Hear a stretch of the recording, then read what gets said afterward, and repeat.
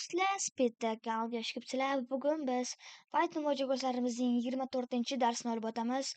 24 darsimizning mavzusi bizga 2D listlar hisoblanadi. 2D listlar bu yangi nom bo'ladi, lekin ammo bu ya'ni 23 darsimizda o'tgan mavzuni murakkablashgan, ya'ni ikkinchi level desak ham bo'ladi. Ya'ni unda ikkitalik kolleksiyalar. Biz 23 darsda kolleksiyalar haqida o'tgandik.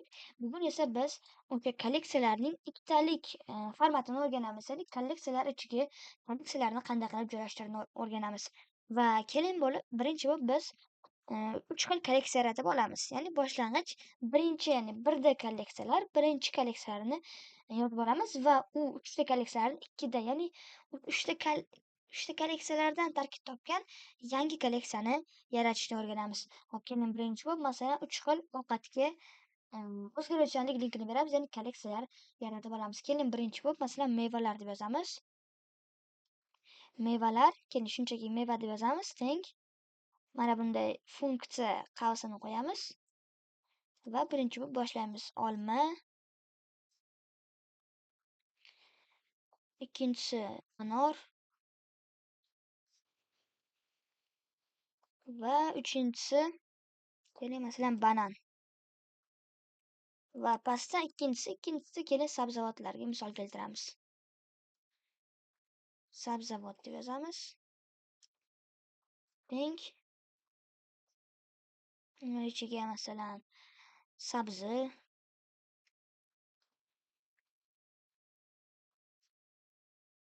hop, ikkinchisiga masalan kartoshka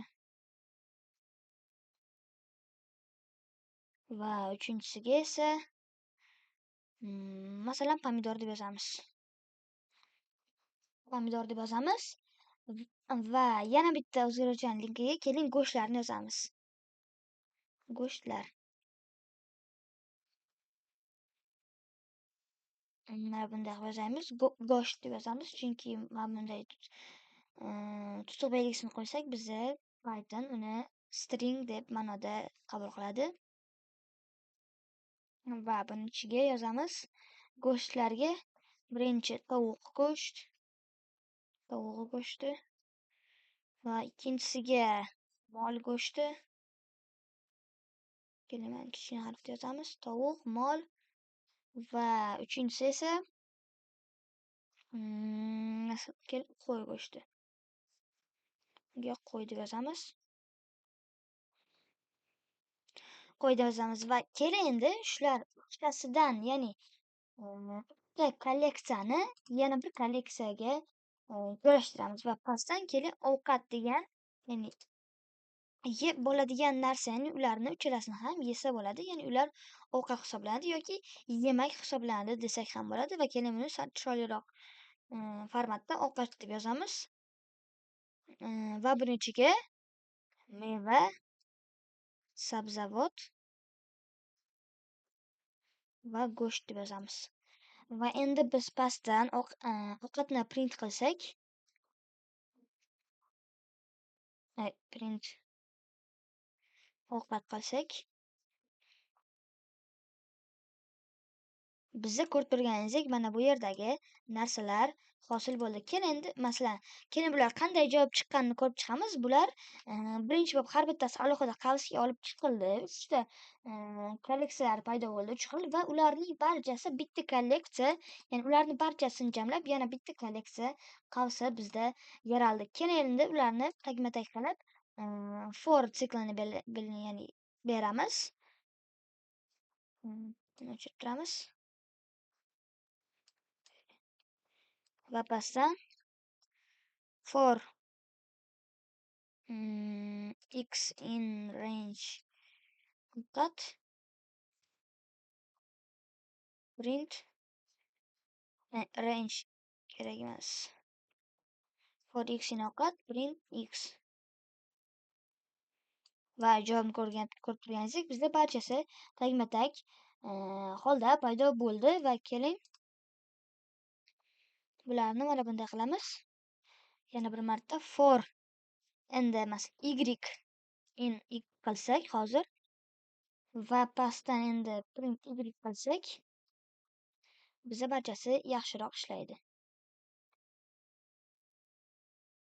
Ko'rib turganingizdek biza ya'ni ortiqcha qavaslarsiz barchasi paydo bo'ldi va mana bunday mm, nima desam, ro'yxat paydo bo'ldi va keyin endi ularni har birini ya'ni nutqi bilan, ya'ni har bitta kolleksiya ichida joylashganligini ajratib olamiz va uni tagidan shunchaki biz mana bunda har bittasini tugashini mana bunda qarasmachiga boshliq qo'yamiz, ya'ni ularning tugashini boshliq qilib yozamiz va endi bular mana bunday ketma-ket bo'ldi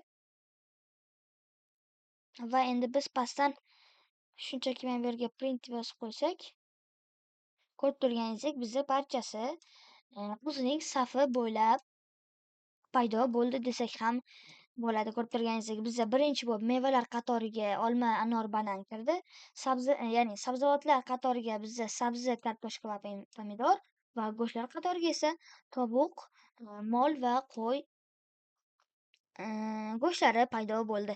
Va yana bir narsa biz mana bu yerdagi meva, sabzavot, anorni biz shunchaki ovqatni ichiga yozib chiqqanimizda ham bizda barchasi to'g'ri ishlar edi. Va keyin endi bularni masalan biz ya'ni aytib o'tgandek indekslash, ya'ni ularning joylashuvini topib beruvchi o'sha indekslash bilan bular bilan qanday ishlashini ko'rsatib o'taman va keling bularni hozir mm, pastga olib turamiz. Shuni o'chirib turamiz desak ham yaxshiroq bo'ladi o'chirib tursak va pastdan mana buni o'chiramiz va keyin birinchi bo'lib mevadan narsa toptiramiz. Yo'q, mana bularni qaytaramiz va print qilgan holda biz ovqat qilib, ya'ni mana bu yerdagi ovqat va bu yerga indekslash belgisini qo'ysak va bu yerga 0 yozsak, hozir bizda nima chiqadi taxmin qilib turing. Va ko'rib turganingizdek bizda olma, anor va banan chiqib keldi. Chunki bizda 3 xil ma'lumot bordi. Ya'ni unda 0-chi o'rinda, ya'ni birinchi o'rinda turgani bizda meva hisoblanganligi uchun bizda meva kolleksiyasining ichidagi ma'lumotlar chiqib keldi. Va agar biz bu yerga hozir 1 deb yozsak, bizda ikkinchisi, ya'ni sabzavotlar ro'yxati chiqib keladi. Ya'ni ularni ichiga sabzi, kartoshka va pomidor kiradi. Va bu yerga 2 yozsak esa bizda ya'ni go'shtlar qatoridagi ovqatlar chiqib keladi va agar biz bu yerga 3 deb yozsak, bizga xatolik chiqib keladi. Chunki bizda 3-chi ma'lumot yo'q va bizda xatolik chiqib keladi.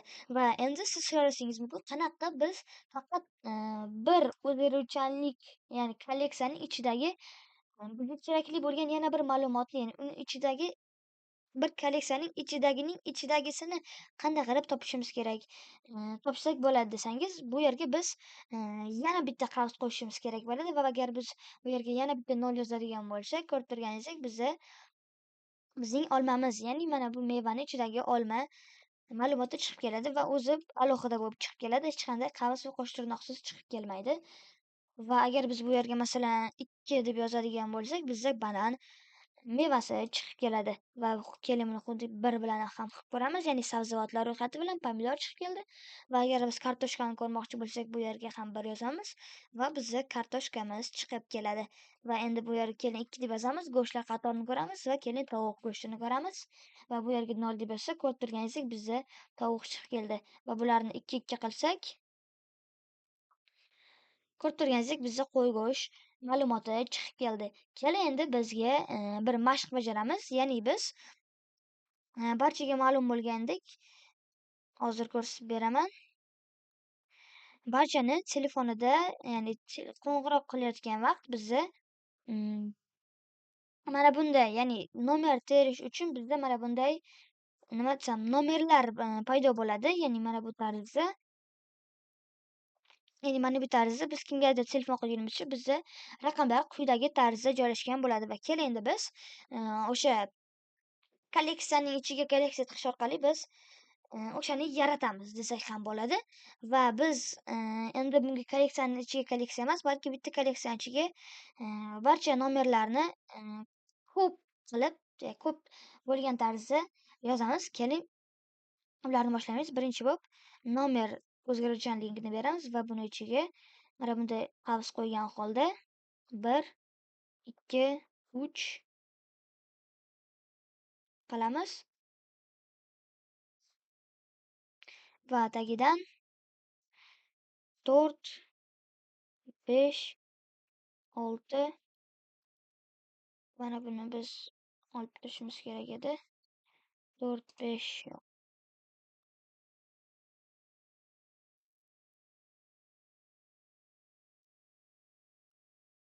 6, 7, 8, 9.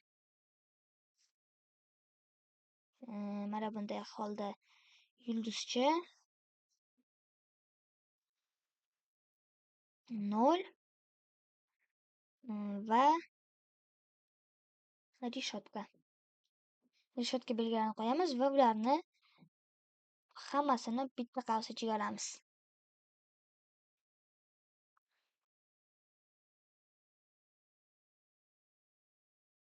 Va mana bularni biz mana bunday oddiy qavs ichiga olishimiz kerak edi, chunki bizga hozircha mana bunday indeks qavslari bizga kerak bo'lmaydi. Mana bunday qilamiz. Hozir biz endi barchasi to'g'ri ishlashi kerak. Bunday qilamiz va ikkinchi qatorni alohida qavs ichiga olamiz va uchinchi qatorni ham alohida qavs ichiga olamiz. Mana bunday. Mana bunday.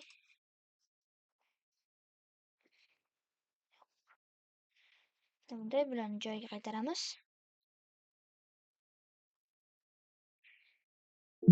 Va mana bu qavsni olib tashlaymiz. Va ko'rib turganingizdek bizda hech qanday xatolik qolmadi va pastda endi kodimizni davom ettiramiz. For siklni beramiz. For x in nomer va pastda yana bitta for siklni beramiz. For y in x print y qilamiz va pastdan shunchaki print joyini qoldiramiz. Keyin javobini ko'ramiz. Bizda xatolik chiqdi. Nimaga? Ikkinchi line. Ikkinchi chiziqda modul. Ha, mana bu yerga biz alohida yana mana bu yerga ham virgul qo'yishimiz kerak edi. Keling endi boshqatdan tekshirib ko'rsak-chi. Ha, bizda barchasi to'g'ri ishladi. Chunki bizda mana bular har bitta ma'lumot hisoblangani sababli biz ularni virgul qo'yib, ya'ni ularni ajratish uchun biz ularni ham oldiga virgul qo'yishimiz kerak edi. Mana qo'ydik. Va endi hozir ko'rsak, bizda barchasi mana bunday tagma-tag holda chiqib keldi. Keling endi bularni to'g'rilaymiz. Mana bunday qilamiz. Bularni ham keling mana bunday qilamiz. Bularni ham alohida qavs ichiga olamiz. Va mana bunday qilsak, va bizda hali ham mana bunday tagma-tag tarzda bo'lyapti. Ammo bizda har bitta qatordagilar alohida ajralib turibdi va keling endi bularni